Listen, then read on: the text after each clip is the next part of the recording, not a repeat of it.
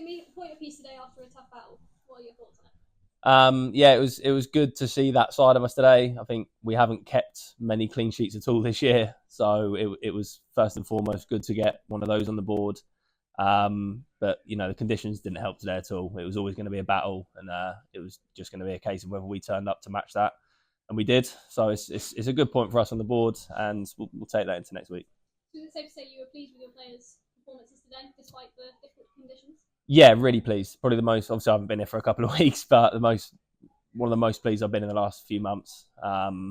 Just because of the desire they showed, the passion they showed, and the belief they showed in each other as well. It was really good to see. The goal was first 45. What was your message to the team at that time? I think it's in those conditions, it's always going to come down to a mistake or a lapse in concentration. That's what's going to flip the game one way or the other. So it was just a case of continuing to keep concentration levels up, continue to fight for each other, and make sure that if it's a mistake, hopefully it goes in our favour. Unfortunately, there was no real mistake. So, I mean, it's credit to both sets of players.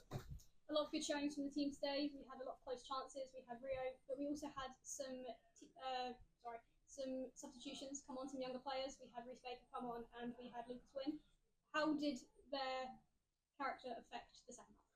Yeah, I think with the young boys, it's good to see them, because I think you can, when you're in a sort of a little bit of a rut like we're at the moment, it's quite easy to just go and get senior players and try and bring them in. But I think we're in an opportunity where we can blood these young players, and they actually bring something different. They bring energy to the group.